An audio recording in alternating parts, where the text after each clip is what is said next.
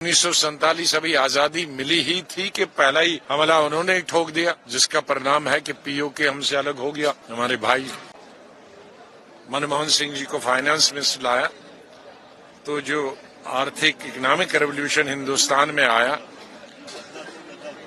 वरना वही घिसी पिटी पुरानी चीजें थी और दुनिया हमसे आगे जा रहा था। तो नरसिम्हा राव को क्रेडिट जाता है कि हमारी पॉलिसी, और उस पॉलिसी का मैंने भी फायदा उठाया था कि मैं पर्यटन मंत्री था।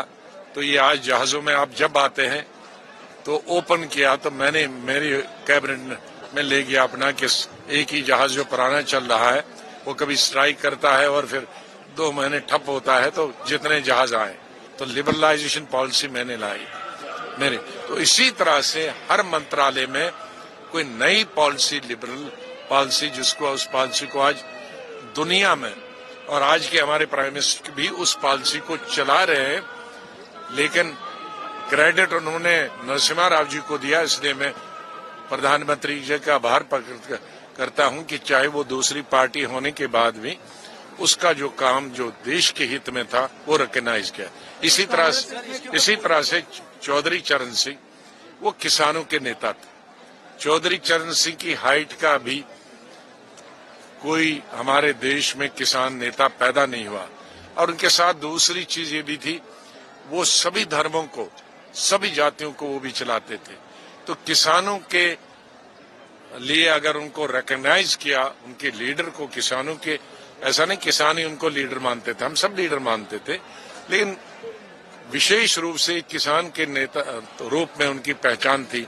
तो किसानों का मन ये बढ़ाने के लिए और कि उनको रिकॉग्नाइज के लिए चौधरी चरण सिंह जी को भी दिया, ये भी बहुत अच्छी। पॉलिटिकल डिबेट भी इसके ऊपर शुरू हो गई है। कांग्रेस कह रही है कि ये देखो, आप कांग्रेस जो कहती है उनको कहना, मैं तो ना, सुनिए, ना मैं कांग्रेस हूं ना बीजेपी। मैं हमेशा बीजेपी जो गलत बात करती है मैंने कही कांग्रेस जो ठीक करती है उसको क्रेडिट। उस वक्त वो कांग्रेस के थे, मैं भी कांग्रेस का था, लेकिन मनमोहन उसने किया वो policy, liberalisation policy, economic policy, उससे आज देश में भला जिन लोगों ने उस वक्त पॉलिसी का फायदा उठाया वो आगे चले गया और देश को फायदा हुआ। तो देश हित में या किसी भी नेता ने देश के हित में कोई काम किया है उसको अप्रिशिएट करना चाहिए। और आज की सरकार अगर हमारे पुरानी किसी सरकार की या प्रधानमंत्री के काम को सराहना करती है तो हमें अप्रिशिएट करना चाहिए। साहब, पहाड़ी जो बिल है वो राज्यसभा में भी पास हुआ है स्टेटस के लिए। देखें, ये बड़े समय से चल रहा था, तकरीबन 3 दशकों से चल रहा था। इसमें एक तनाव था।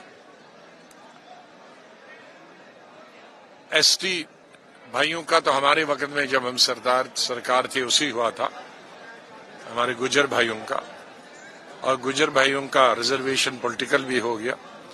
लेकिन एक ही हम सब लोग हमेशा कहते थे, जब हम कांग्रेस वाले की, कि एसटी दें, उसमें कोई आपत्ति नहीं, लेकिन वो गुर्जर भाइयों का काट के नहीं देना चाहिए।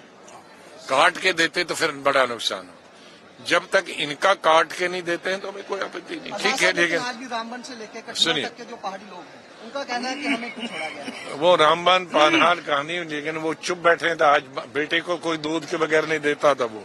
साहब, हमारी नेबरिंग कंट्री में भी इस समय इलेक्शंस की जो सरगर्मियां हैं वो बड़ी तेज हैं। और दुर्भाग्य से हम चाहते थे, हमारी ख्वाहिश थी, सरकारों से हमारे मतभेद 47 से हुए। मतलब हमारे में, जब हमारे में बोलता हूं देश की बात करता हूं, मैं अपनी बात नहीं कि अपनी पार्टी की बात, मैं देश की बात करता हूं। और उसके लिए जिम्मेदार नहीं है, उसके लिए पाकिस्तानी जिम्मेदार है कि 1947 अभी आजादी मिली ही थी कि पहला ही हमला उन्होंने ही ठोक दिया, जिसका परिणाम है कि पीओके हमसे अलग हो गया। हमारे भाई जम्मू सूबा से, कश्मीर सूबा से, और आज वो खुश नहीं है वहां। तो इसलिए दो देशों के तनाव के लिए ही पाकिस्तान जिम्मेदार है, वरना शांति से कुछ कत्ल गारत हुई थी, लेकिन 2 देश बन गए थे। लेकिन लोगों का कोई कसूर नहीं। हमारी किस्मत में जमहूरियत आई, लोकतंत्र आया, प्राइम मिनिस्टर बदले, एक जमहूरी तरीके से बदले। कहीं खामियां, कहीं कमजोरियां थोड़ी बहुत है, लेकिन उनकी किस्मत में डिक्टेटर आ गए और जिसकी वजह से लोगों को फायदा नहीं हुआ और आर्मी ही वहां की सरकारों को चलाती रही। जब कोई चुना हुआ नुमाइंदा भी आया, वो रहमो करम पर था आर्मी की, और जब आर्मी को लगा ये हमारी बात से हिसाब नहीं चलता तो उसको गिरा देते थे। अब आज हम सोचते थे फ्री और फेयर इलेक्शन हो जाए, जो जीत के आएगा, लेकिन उसमें भी उंगल आर्मी कर रहे, किसको बनाना है किसको नहीं बनाना है। तो हम हिंदुस्तान में बड़े खुशकिस्मत हैं कि यहाँ फौज का, आर्मी का या किसी और का एमपीज के बगैर, एमएलएज के बगैर दखल अपना नेता चुनने का नहीं है, और जो कि लोकतंत्र में पूरे विश्व में होता है। हम यही दुआ करते हैं प्रार्थना से कि कभी जो हिंदुस्तान का वातावरण है, हिंदुस्तान का लोकतंत्र है, ये नसीब हो जाए पाकिस्तान के लोगों को। उमर अब्दुल्ला जी एक चैनल पे कहते हैं कि हमें उम्मीद है एनडीए 400 पार करेगी, और खुद जिस इंडिया अलायंस का वो हिस्सा है वो कहते हैं वो बहुत कमजोर नजर आ रहा है। क्या अंदेशा है कि कहीं ना कहीं उमर अब्दुल्ला भी पहले से भाग चुके हैं अपनी स्थिति? कोई नहीं, क्योंकि वो बीजेपी में पहले मंत्री रह चुके हैं, तो इसलिए पुरानी सभी सीटों पे लोकसभा चुनाव लड़ेंगे, तो पुरानी लॉयल्टी याद आ गई। तो चलो अच्छा लगता है कि भाजपा 400 पार का जो आंकड़ा है वो पूरा करेगी। अब मैं ना नजूमी हूं ना कुछ हूं, लेकिन अगर करेगी तो ये जो यूनिटी बनी थी इनके कार्य से बनेगी। इनके जो सबको लेके चलने में असफल हुए उसकी वजह से बने। तो कभी कभी मुझे शक ही है ये भी शायद मिले। अगर आप ये वीडियो YouTube पर देख रहे हैं तो हमारे चैनल को सब्सक्राइब करें और बेल आइकन को दबाना ना भूलें। अगर आप Facebook पर ये वीडियो देख रहे हैं तो हमारे पेज को लाइक करें।